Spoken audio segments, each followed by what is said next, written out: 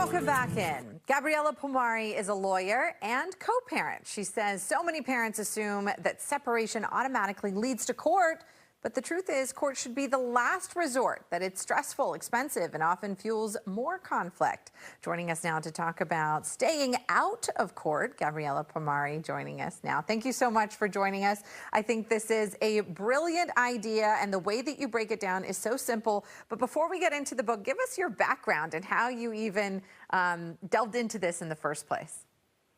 Oh, thank you for having me firstly. So as you know, I'm a family lawyer, I'm a mum, I'm a co-parent, and that's what really inspired me to author The Collaborative Co-Parent. I mean, I've worked with families who are navigating separation and divorce for so long, and my focus really shifted on getting them out of the courtroom and helping them to reduce the conflict and to protect their child's well-being.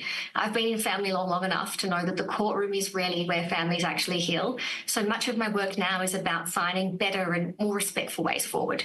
I will say, when I was an attorney, I did some pro bono work in family court, and that was always more dramatic than any other legal situation I found myself in. There was tears, there was screaming. Did you have similar experiences?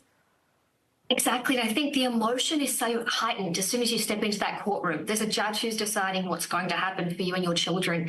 And that's horrible when you think about it. You've completely lost control. You have no idea how many nights a week your child's going to sleep with you or with your ex. And that's really frightening. So these are the reasons I say, can we try and stay out of court where we can? There's a place for court for those who need it. But for those who don't, be better for them emotionally and developmentally as they grow into adults and have their own adult relationships. So it's probably that reality check, waking up and saying, okay, I'm going to do this differently for my children. And that can be hard. And sometimes lawyers aren't all about encouraging that. So I think we need to get more, family law attorneys and lawyers on board and say, let's do this a little bit differently to help our kids and for their future.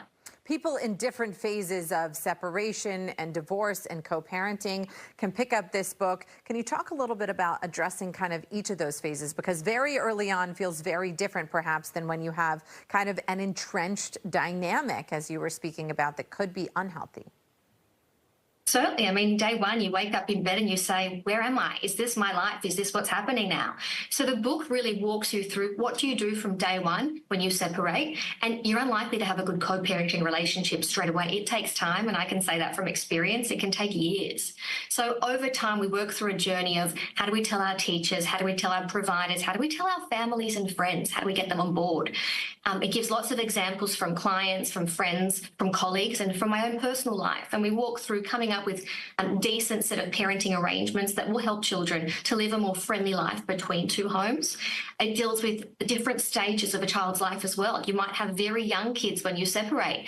You might have teenagers, and they both experience divorce very differently. Little children need routine. They need stability. They need consistency. Teenagers, they want to know what's happening. They don't need to hear every detail of the conflict between the adults, but they want to know what's happening next week in their school holidays and into their future. And then the book really wraps up with looking at court alternatives. So we look at mediation, parenting coordination, and collaborative divorce. Talking about children being the center of the co-parenting relationship and of the efforts that you're talking about making between a couple who separates, children can also become kind of the epicenter of a court proceeding. I'm sure as a family lawyer, you have seen those sometimes terrible times when a child has to take the witness stand and be sworn in and talk about what happens between their parents. Talk a little bit about that, what that means for children as they get drawn into the courtroom process and how it's helpful and sometimes critical to avoid that for their sake. It's so unnecessarily damaging.